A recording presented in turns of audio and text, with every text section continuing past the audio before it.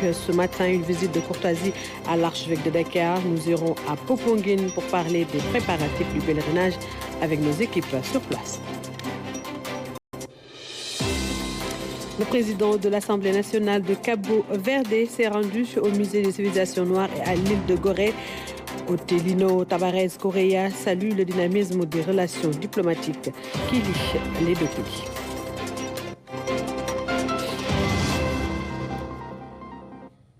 Bienvenue à tous. Le président de la République a rendu ce samedi une visite de courtoisie à l'archevêque de Dakar à Popenguine, où la communauté catholique s'apprête à vivre la 136e édition du pèlerinage marial. Occasion pour le président Bassirou Diomaye Faye, accompagné de son épouse, de réaffirmer son engagement à soutenir la communauté chrétienne dans la réalisation de ses projets prioritaires. Il a par ailleurs sollicité des prières pour un Sénégal de paix, de cohésion et de prospérité. Nous l'écoutons. Monseigneur, je viens ici en témoignage à la reconnaissance que j'ai pour la communauté catholique. Je viens ici à ma qualité aussi, et principalement de président de la République, soucieux des conditions dans lesquelles la forte communauté qui se déplace ici accomplit le rituel annuel du pèlerinage marial de Popenguine. Je viens aussi pour constater et apprendre avec vous tout ce qui doit être fait et tout ce qui reste à faire et qu'ensemble nous puissions identifier les priorités du moment et surtout les meilleurs délais de finalisation de ce formidable édifice. Monseigneur, je viens dans le contexte de la fête de Pentecôte, qui est une fête importante pour la communauté chrétienne du monde entier, mais qui, ici au Sénégal, donne l'occasion à la communauté catholique, chrétienne, de se réunir ici et de célébrer la Vierge Marie. Monseigneur, vous savez que la fête de Pentecôte ferme un cycle de grande spiritualité qui part du carême, de la fête de Pâques, en passant par l'Ascension jusqu'à la fête de Pentecôte même. Donc une période de forte spiritualité, mais une période aussi qui consacre au Sénégal un événement central où des milliers de fidèles viennent communier, où des milliers de fidèles viennent partager des moments de ferveur spirituelle et de solidarité qui sont essentiels pour le devenir de notre nation. Votre élection a inspiré toute la jeunesse ghanéenne. Ce sont les propos du président Nana Akufo-Addo à l'endroit du président Bassirou Diomaye Diakhar Faye. Le chef de l'État, vous le savez, s'est entretenu ce vendredi avec son homologue du Ghana et c'est en marge de sa visite d'amitié et de travail à Accra. Les deux dirigeants ont fait part de leur volonté de renforcer l'amitié et la coopération entre le Sénégal et le Ghana. Envoyés spéciaux Mamadou Belem et Oumaning. À Accra, l'accueil est toujours enthousiaste. Ce vendredi, le président Bassirou Diomaye Faye trouve la même ambiance à son arrivée dans la capitale ghanéenne. Mobilisation du corps diplomatique et des autorités pour lui souhaiter la bienvenue.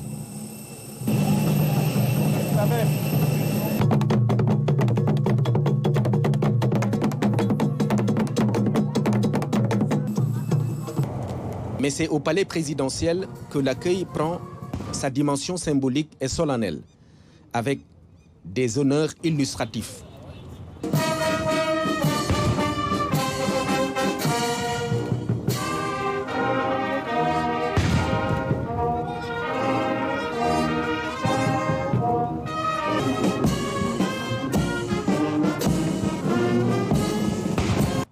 Dans sa volonté de renouveler les relations d'amitié et de coopération, le chef de l'État est donc venu à la rencontre de son aîné, le président Nana Akufo-Addo.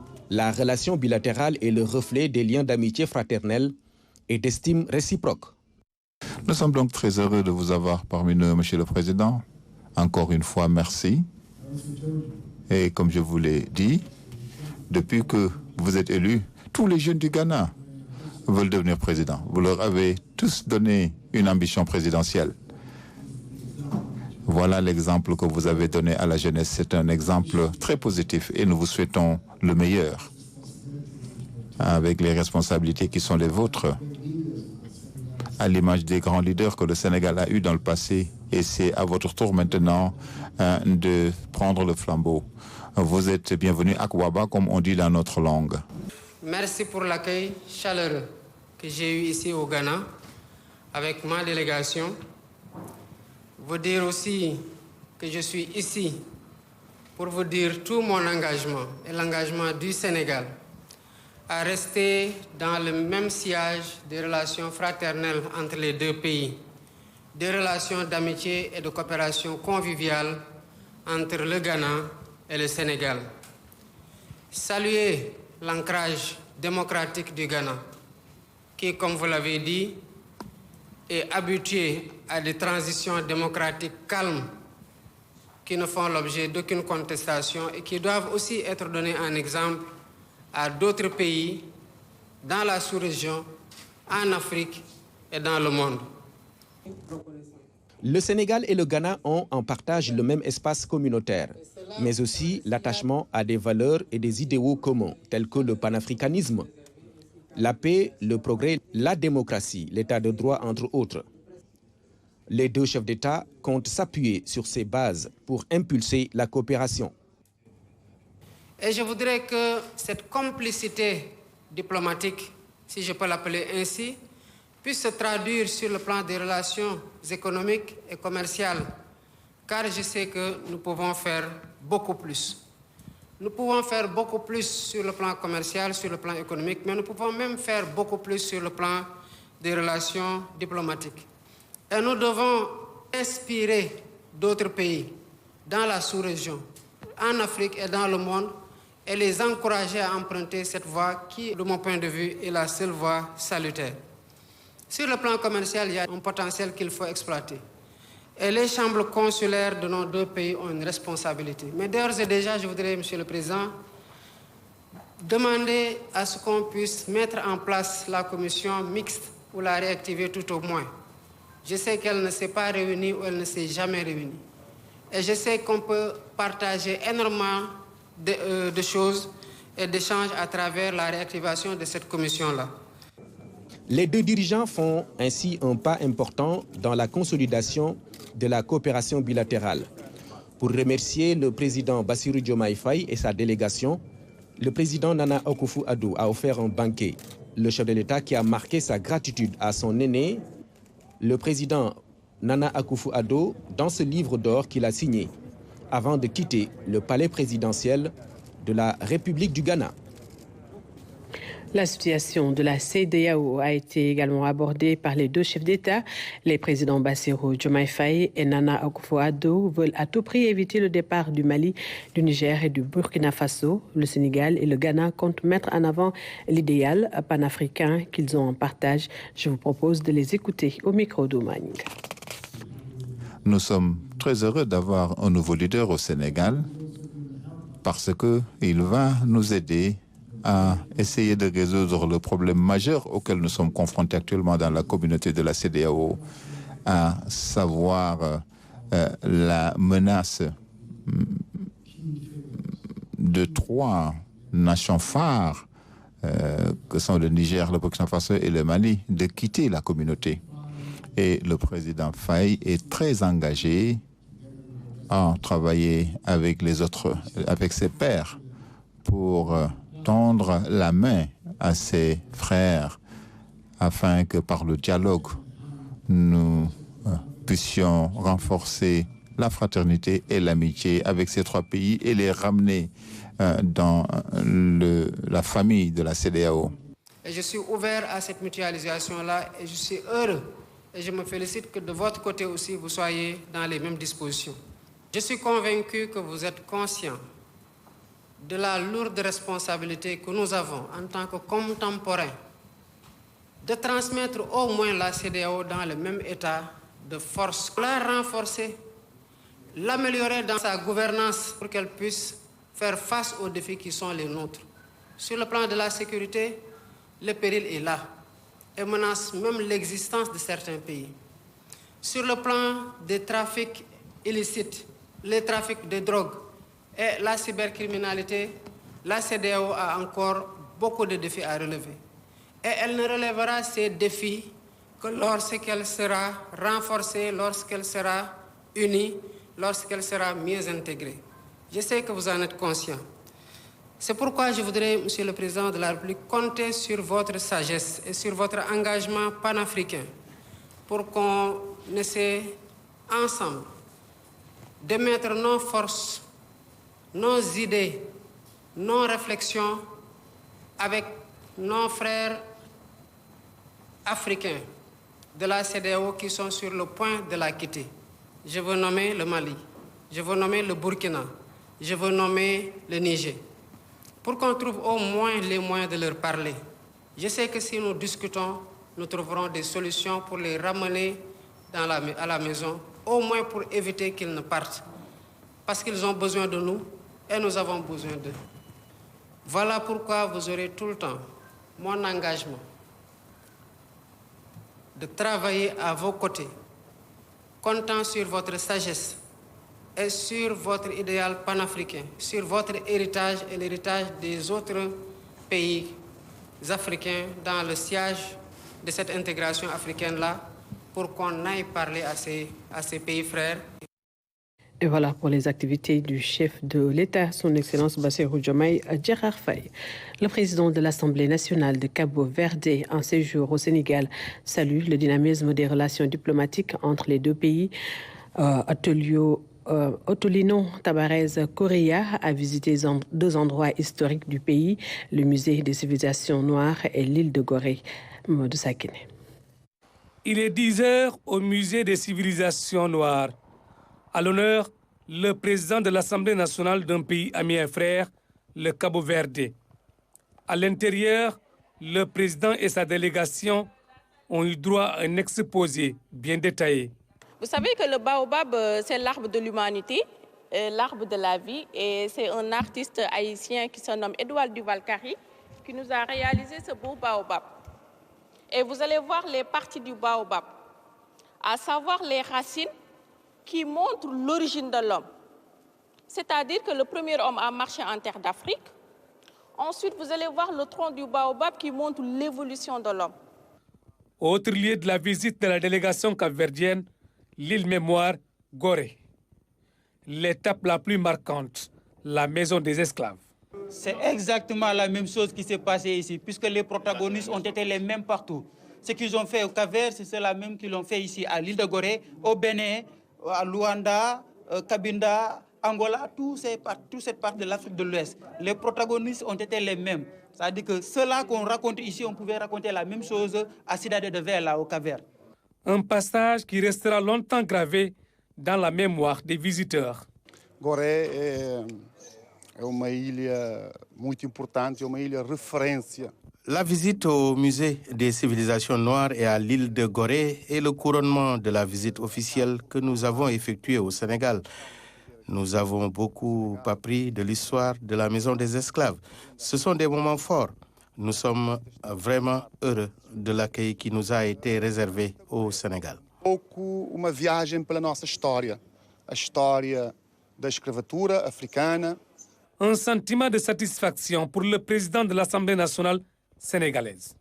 Et ce passage, c'est un passage obligé, un endroit mythique, certes douloureux, mais qui nous aide à envisager un avenir meilleur, un monde plus juste et plus équitable.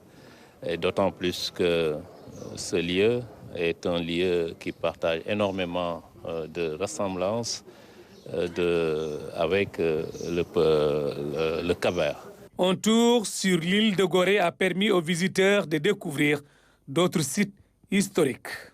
Cette visite du président de l'Assemblée nationale de Cabo Verde va contribuer au renforcement des relations entre les deux pays.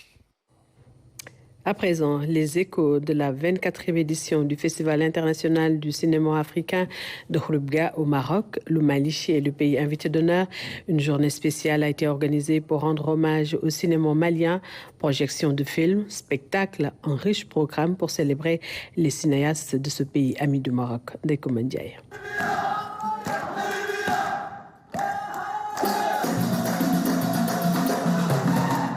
Le Mali à l'honneur. Après une projection des films maliens en lice et hors compétition, place aux célébrations.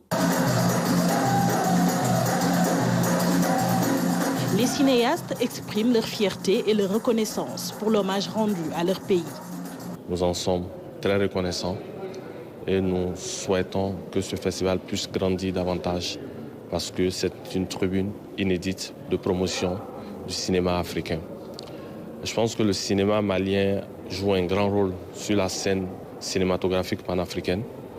Et je pense que c'est un cinéma qui a marqué les premières heures du cinéma panafricain avec des grands cinéastes comme Souleymane Cissé, qui détient aujourd'hui 2 étalons d'or, Cheikh Oumar Sissoko, Asko Faré, Feu Hassan Kouyaté, et toute une panoplie de techniciens maliens qui ont fait les beaux jours du cinéma africain. Je ne peux qu'être heureuse de voir que le Mali et le Maroc, un pays frère, nous invite en tant qu'invités d'honneur, reconnaît la culture malienne et reconnaît les films maliens. Franchement, ça fait chaud. Malgré quelques difficultés ces dernières années, le cinéma malien parvient tant bien que mal à maintenir le cap. Les réalisateurs maliens se battent, ils produisent chaque année des courts-métrages ou longs-métrages et ça se ressent notamment à travers les résultats et des films maliens qui sont en compétition très souvent à l'international. Même au FESPACO, on était très bien représentés. Naturellement, ce cinéma a connu des hauts et des bas qui ont fait que d'autres pays ont pris le relais. Mais aujourd'hui, avec la nouvelle dynamique que nous avons enclenchée, nous avons un cinéma qui est en reconstruction. Nous avons un cinéma qui est à la quête de sa renommée d'antan, avec de nouveaux acteurs, avec une nouvelle orientation, avec de nouvelles énergies, avec une réelle ambition politique qui consiste aujourd'hui à faire du cinéma un véritable moteur économique, mais aussi un outil puissant de mobilisation sociale. Sous des applaudissements nourris, un trophée a été remis au directeur du Centre national de la cinématographie du Mali. Cette 24e édition du Festival international de Khouribga entend pérenniser les traditions cinématographiques africaines afin de promouvoir le rayonnement du 7e art africain. 2 films maliens, Wolowunla et Koulekan, sont en compétition officielle.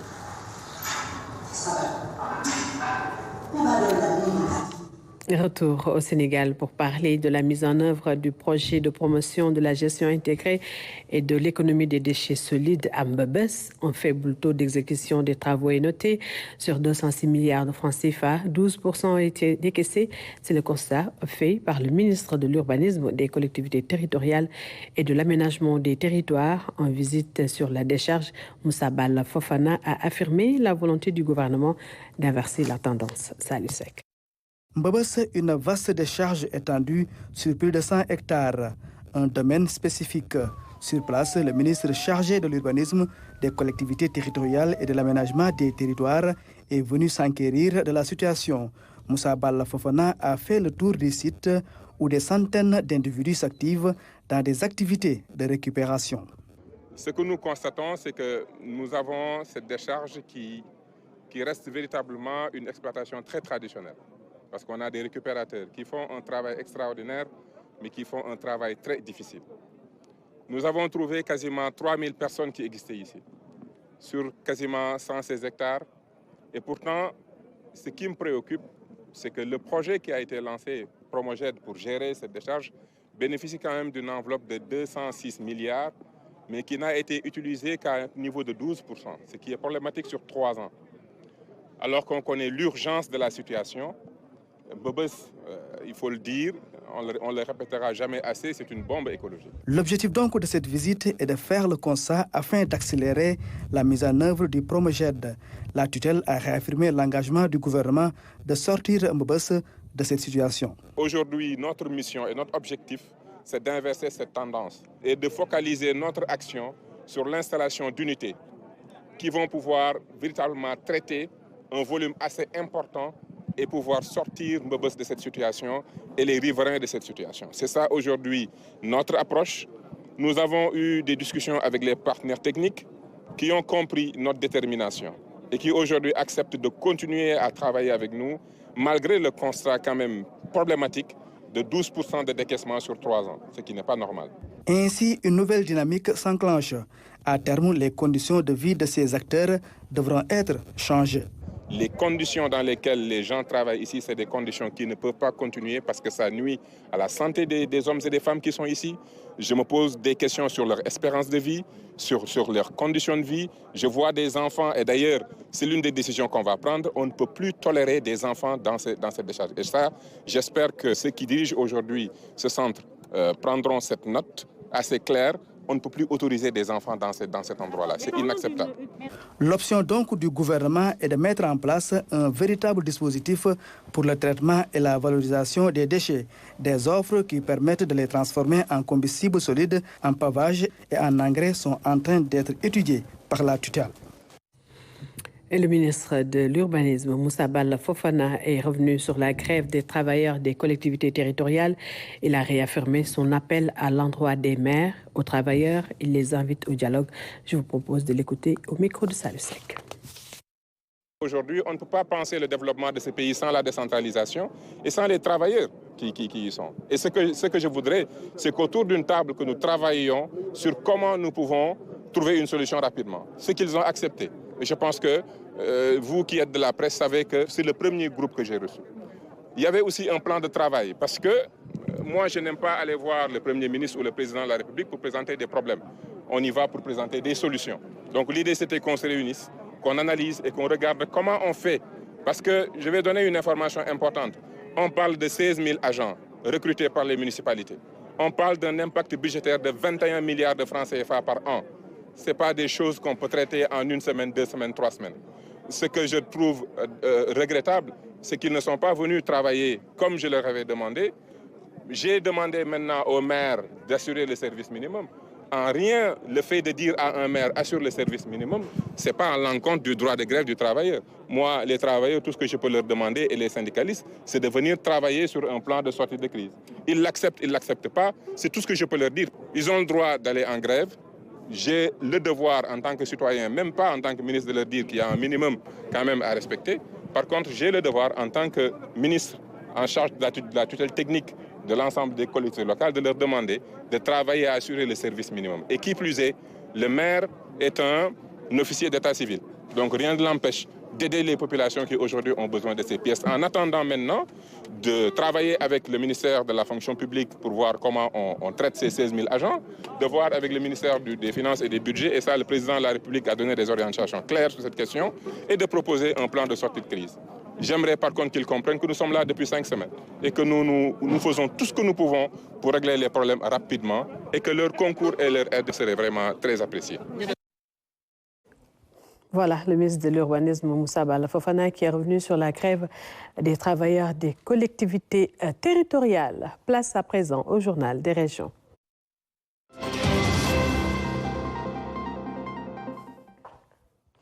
Et pour démarrer cette deuxième partie de l'édition de la mi-journée, direction Popenguine pour parler de la 136e édition du pèlerinage marial de Popenguine. Et pour en parler en direct, notre reporter sur place, René Léon Fonseca. Bonjour Fonseca. Bonjour Aminata Menguefal. Est-ce que vous pouvez revenir sur les temps forts de cette journée ensoleillée à Popenguine? Aminata Menguefal, bienvenue à Popenguine, la cité mariale. La cité mariale qui accueille cette 136e édition du pèlerinage de Popenguine. D'abord, sachez dans un premier temps que le président de la République, Bassirou Diomaye Faye, est arrivé à Popenguine ce matin vers 11h pour une visite officielle. Sa présence marque l'importance de ce rendez-vous religieux pour la nation sénégalaise. Et le président de la République a été accueilli par le chef de l'Église catholique, Monseigneur Benjamin Ndiaye, archevêque de Dakar, soulignant l'effort, soulignant le soutien de l'État à cette manifestation religieuse d'envergure. L'autre moment fort de cette journée Aminata Mbengue Fall a été l'entretien avec l'évêque de Thiès, Monseigneur André Gueye, qui va présider la grande messe du lundi de Pentecôte. Il a évoqué entre autres sujets l'importance de ce pèlerinage et les innovations de cette 36e pèlerinage marial de Popenguine. Et juste signaler, Aminata Mbengue Fall, que les pèlerins commencent à converger vers la cité mariale de Popenguine. D'ici ce soir, ils afflueront de toutes les régions du Sénégal, mais aussi de la sous-région, dans un esprit de ferveur et de dévotion dans les rues. Quant à elles, allais-je dire, commencent à s'animer peu à peu, et tout cela montre vraiment l'atmosphère de ferveur et de communion ici à Popenguine. René Léon Fonseca, quelles sont les dispositions prises par l'État, mais également les organisateurs pour un bon déroulement du pèlerinage? Mais vous allez certainement revenir sur le programme. Écoutez, Aminata Mbengue Fall, toutes les dispositions sont prises pour un bon déroulement du pèlerinage.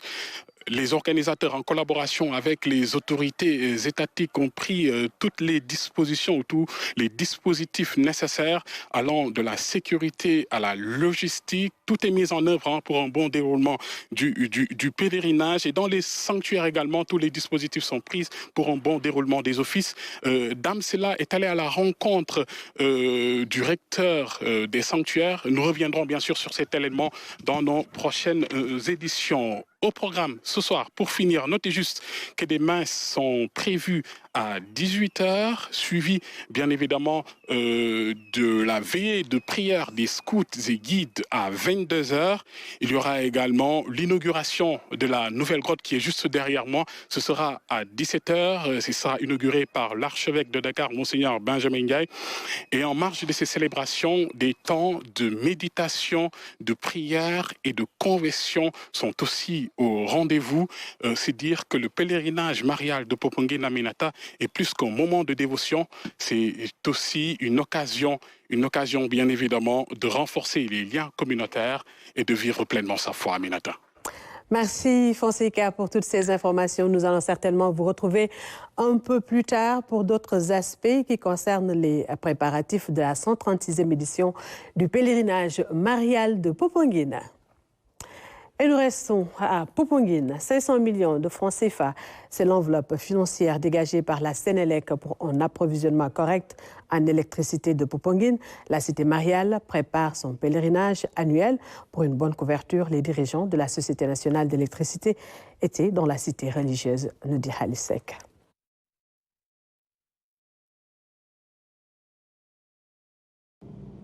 En prélude au pèlerinage marial de Popenguine, l'État avait, à travers un CRD préparatif, pris des engagements pour une parfaite organisation de cet événement religieux. Et la Sénélec, pour constater de visu la matérialisation et l'exécution effective des instructions reçues, se déplace à Popenguine et évalue les moyens financiers et techniques dégagés. Cette année, Popenguine sera alimenté par 3 départs. Ici de Popenguine, Diass et Mbour, donc ce qui nous permettra d'avoir 3 départs. Et en plus de cela, nous avons mis sur place des groupes électrogènes qui nous permettront, en cas de défaillance sur le réseau, de pouvoir reprendre pour que l'événement puisse se dérouler dans les meilleures conditions. Le montant des investissements global pour cette année, ça tourne autour de 500 millions. Ces 500 millions sont répartis entre les 2 postes, comme j'ai dit tout à l'heure. Il y a eu 30 km de réseau basse tension qui ont été posés par les équipes. Et si vous voyez également, au niveau de la moyenne tension, pour le raccordement de ces 2 postes, Ils ont posé des câbles. Après cette visite effectuée sur le terrain à Popenguine, la délégation de la Sénélec s'est rendue à la résidence des Badamiers pour faire à l'archevêque de Dakar un compte-rendu exhaustif des réalisations. Une visite de courtoisie, illustration éloquente d'une haute considération, saluée à sa juste valeur par l'autorité religieuse. Après l'électricité, parlons de l'eau. Le village de Louguéré-Diaby, dans le département de Podor, cette bourgade a vécu des histoires tragiques liées à la quête désespérée du liquide précieux. 3 personnes ont perdu la vie en tombant accidentellement dans le puits. Sur place, les populations ont fait preuve de résilience en attendant le programme d'urgence de développement communautaire qui a installé un forage au grand bonheur des populations. Pape Bonatiao.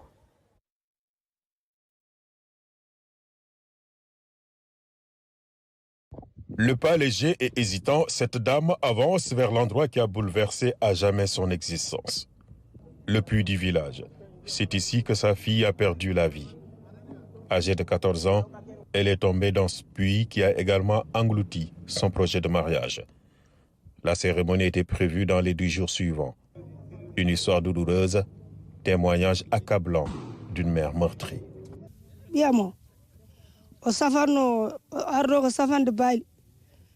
Ma fille était venue puiser de l'eau ici. Malheureusement, elle est tombée dans le puits et elle est décédée. Elle s'appelait Awaba et son mariage était dans quelques jours. Mais Dieu en a décidé autrement. À la recherche du liquide précieux, 2 autres personnes ont perdu la vie accidentellement dans ce puits d'une profondeur de 110 mètres. Mon fils avait juste 15 ans. Il n'a puisé qu'un seul seau et puis la corde s'est rompue et puis il est tombé dans le puits. Dans cette partie du pays, la quête désespérée de l'eau était devenue un véritable calvaire, jusqu'à ce que le PUDC arrive avec un système de 50 m3/heure de débit d'exploitation. Un vrai soulagement pour les populations et pour le bétail. Mon âge, ça fait 65 ans. Maintenant, je suis âgé de 65 ans, mais je peux dire que les 63 années, je les ai vécues dans les difficultés liées à l'eau. Mais maintenant, c'est fini. Depuis 2023 que le PUDC est arrivé avec le forage, nous n'avons plus de problème par rapport à l'eau. Nous passions une journée, voire 2, à chercher le liquide précieux. Mais maintenant, jusqu'à 10 km à la ronde, c'est notre forage qui donne de l'eau à tous ces villages. Pas moins de 10 villages sont desservis par le système d'adduction en eau multivillage de Louguéré-Diaby, avec 12 bornes fontaines, 2 abreuvoirs et une potence. Il y avait plein de concessions dans notre village, mais tous ont été obligés de quitter à cause des problèmes liés à l'eau. Mais maintenant, tout le monde est en train de revenir depuis que le PUDC est arrivé. Louguéré-Diaby peut désormais étancher sa soif grâce au programme d'urgence de développement communautaire. Dans le département, le PUDC a réalisé et mis en service 12 systèmes de cette dimension. Et nous restons dans le nord du pays pour aller à la rencontre d'une dame qui brise les stéréotypes de genre. Son nom, Amimbaye, une bouchère âgée de 38 ans. Elle s'est investie dans ce domaine typiquement masculin. À Saint-Louis, elle est propriétaire de 2 boucheries, l'accomplissement d'un long chemin après plus d'une décennie passée au pays de l'oncle Sam. Et c'est avec Mariam Biramba. Une image qui sort de l'ordinaire à Saint-Louis du Sénégal. Après 17 ans passés aux États-Unis, Amimbaye a décidé de rentrer au bercail pour se lancer dans une carrière de bouchère, un métier habituellement pratiqué par les hommes. Quand j'ai voulu faire la boucherie, on m'a dit que c'était un métier d'homme, que ce n'était pas évident pour une femme. Donc les gens, il y en a qui me décourageaient un peu. Il faut de la motivation, il faut du courage. Une reconversion inattendue. Amimbaye a fait ses études à Temple University à Philadelphie, où elle a obtenu un master en business management. J'ai eu mon bac au Sénégal. Ensuite, je suis partie aux États-Unis en 2003. J'ai vécu là-bas 17 ans. J'ai fondé ma famille là-bas. J'ai fait mes études en business management et ressources humaines. J'ai travaillé dans le milieu de... J'ai fait de la ressource humaine et service client. Âgée de 38 ans, mariée et mère de 3 bouts de chou, elle est aujourd'hui propriétaire de 2 boucheries du coin. Une sur l'avenue Mamrawangom, une autre à Ngalel. Je veux vendre à mes clients ce que je consomme à la maison, ce qui est de la viande qui cuit vite, qui n'est pas trop exposée. Nous avons notre propre poulailler, nous faisons des pigeons aussi pour les moutons et les vaches. Avec des prix qui défient toute concurrence. Mais le chemin du succès n'a pas été facile pour Amy Mbaye. Ce n'était pas simple parce que nous utilisons, comme vous le voyez, des conteneurs que nous avons réfectionnés, nous avons de l'électricité, de l'eau à l'intérieur. Donc ils ont été faits à Dakar. Donc il fallait les transporter, les ramener jusqu'à Saint-Louis. Et ensuite c'était en période d'hivernage. Il y avait de la boue, les inondations. Donc il a fallu qu'on garde les conteneurs jusqu'à ce que l'hivernage passe. Bon, après, il fallait aussi les papiers avec la mairie et tout ça, c'était pas simple.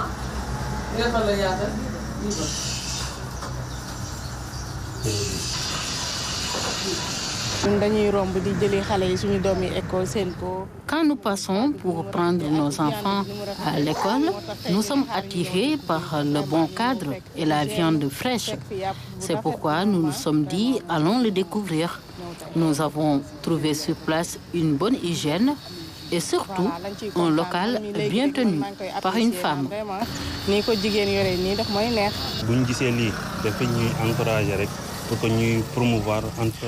Ça ne fait que nous encourager à promouvoir l'entrepreneuriat, surtout des femmes, des jeunes aussi. C'est vraiment une fierté à Saint-Louis, surtout envers les femmes. Surnommée Dame de Fer, Amy Mbaye charcute aujourd'hui les stéréotypes. Son souhait le plus ardent, créer d'autres boucheries du coin dans toutes les régions du Sénégal et recruter de nouveaux profils, notamment des jeunes